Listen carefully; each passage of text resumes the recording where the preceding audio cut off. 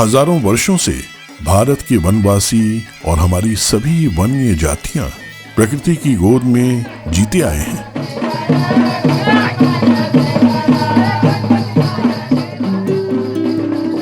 आज અમે સોનગઢમાં મલ્ટીમીડિયા ટોકીઝમાં the war we are losing એટલે આ યુદ્ધ અમે હારી રહ્યા છે એ પિક્ચરની મૂવી જોવા માટે આવ્યા હતા અને એ આદિવાસીનું કેવી રીતે ધર્માંતરિત થાય છે એના પર આખી મૂવી બનાવી છે અને આનો મુખ્ય ધ્યેય એ છે કે અમારી આદિવાસી પરંપરા સંસ્કૃતિ બચી રહે અને એ ટકી રહે।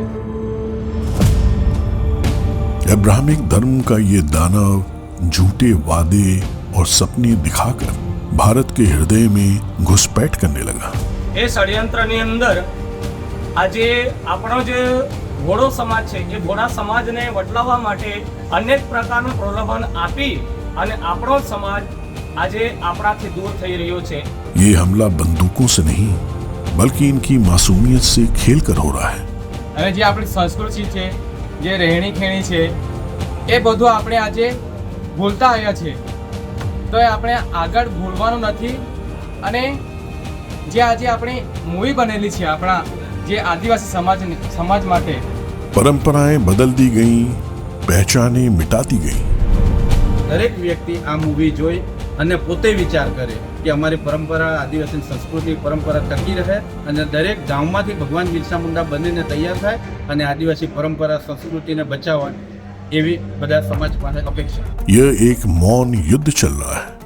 हमारे भील वनवासियों के केवल धर्म नहीं बल्कि आस्था और निष्ठा भी बदली जा रही है। આપણે આદિવાસી એક વીર છે તો જે મને આજે મૂવીમાંથી મને ઘણું બધું શીખવા મળ્યું છે ત્યારે મારો આટલો જ અનુભવ કહે છે કે જય જોહર, જય આદિવાસી। धर्मांतरण की ये साजिश भारत को भीतर से तोड़ देगी। એટલે આ મૂવી માત્ર ટોકીઝ પૂરતી નહીં રહી અને દરેક ગામ સુધી દરેક ઘર સુધી જાય અને ટૂંક સમયમાં અમે તાપી, સુરત, ડાંગ, આહવા બધી જગ્યાએ આ મૂવી સિનેમા ટોકીઝમાં બતાવવા જઈ રહ્યા છે।